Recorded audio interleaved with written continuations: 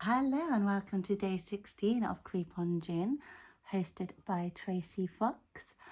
We are on the home stretch now, and I'm not going to lie, I am running out of ideas for this story. So please bear with me over the next 14 days.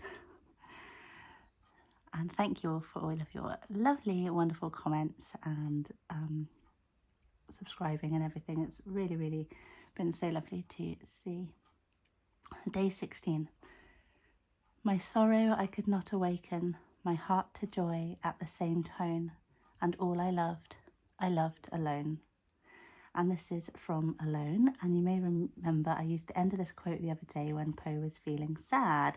So let's see what's making Poe feel alone today. And I just want to call out a content warning for death in this one. Alice isn't around this morning. Poe is used to hearing her cleaning on the landing in the morning, but there's no sign of her.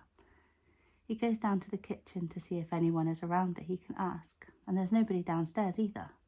How strange, he thinks. He wonders if he should go to a house and check if everything is okay, but he thinks that might be a bit intrusive. So he just finds himself walking up and down the beach on his own, and there really is no one else around. No one in the distance, not a single person. Poe feels like he's all alone in the entire world. He wonders if anything that has happened has been real. Has it all been a dream? Has he ever really loved and been loved? Ever in his life? He finds himself walking down the cobbled street that he knows Alice and her family live on. The curtains are drawn. He realises what must have happened. Her poor mother. Poor Alice. He yearns for her, to hold her and help her get through this heartache. He knows what she is feeling. He has felt it so many times himself. But for now, he's alone. He won't intrude. He walks down the street, and it seems that Alice's mother must have been quite a popular woman, as all the shops are closed, the public house is in darkness. He returns home. Upon entering, the owner is there waiting for him. He says, "Alice's mother?" "Yes," she replies.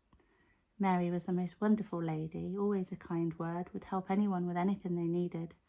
She'd be such a great loss to this village. Suddenly Edgar feels like he shouldn't be here. "Perhaps it would be better if I took my leave," he said. "Oh no, please, I don't think Alice could take it if you weren't here when she returns," the owner lady said. Edgar is touched. He says in that case he will stay, but will keep to himself until she's ready to talk. There'll be funeral arrangements to deal with. The owner says, "If you need anything in Alice's absence, my name is Eleanor. If you ask one of the kitchen hands for me, they can call me in. But otherwise, please make sure you help yourself to food and drink. I know Alice has been making sure you're fed and watered, so please don't forget to look after yourself until she returns." "Thank you, you're too kind." Edgar sees the big clock and the time and wishes Eleanor a good night. He ascends the stairs and he realises that even though he is alone, there are people who care about him and who he cares about in return. He so wants to go and help Alice, but he knows he will just be in the way, so he will wait it out. He writes about being alone and loss and all the things he's feeling, and then Jupiter appears and Edgar says he's ever so sorry, but he hasn't anything for him. Tells him about Alice's mother. Jupiter flies off and Edgar thinks that's rich of him, clearly only wants him for his supper. But then Jupe returns with something in his mouth. It's a hunk of bread. "Wherever did you get this?" Jupe nudges it forward with his beak. Edgar rips it into pieces and actually it looks quite fresh, so they share their bread. And despite the sadness of the day, Edgar feels loved. Loved by a beautiful crow. He feels so much joy in his heart. And now he realises that love doesn't just have to be romantic or family, it can be friendship.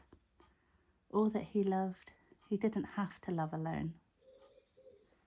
I hope you enjoyed today's chapter, another sad one, but let's see what we made today. So I kind of made it a little bit kind of florally, just to signify the kind of nature and things that it seems that Alice and her mother would have enjoyed. So we've just got the number 16 here. We've got just a little flower sticking out here in this pocket, and then I've made this tag, which obviously is stuck in. Hang on. Okay, got it out. This tag, and we've got the word family here, and then we've just got this skull with some flowers around it, and we've got this other bit of body part with flowers around it, and then a heart there, and it says, "Words have no power to impress the mind without the exquisite horror of their reality." And then we've got Poe here, but kind of really faded off into the distance, like he doesn't really know where he belongs at the moment. And then this is just the empty beach that he's been walking along. Here's the quote, "My sorrow I could not awaken, my heart to joy at the same tone, and all I loved alone." And then just some more flowers here, and a sticker here, and then on the back, just put the Grim Reaper, because that's who came to take Alice's mum. So, and then a little bit of doily behind that, and then just some bits and pieces. And then in the background here, we've got the big clock, and then just the moon, because it's night time. And that is today's make. So I hope you enjoyed that. I will be back again tomorrow with day 17. And hopefully we're going to move out of this sadness into something a bit more jolly. Who knows? We shall see. But in the meantime, have a wonderful rest of your day. Please do like, comment, subscribe, share, do all the things. I really, really appreciate you all. And I will see you tomorrow.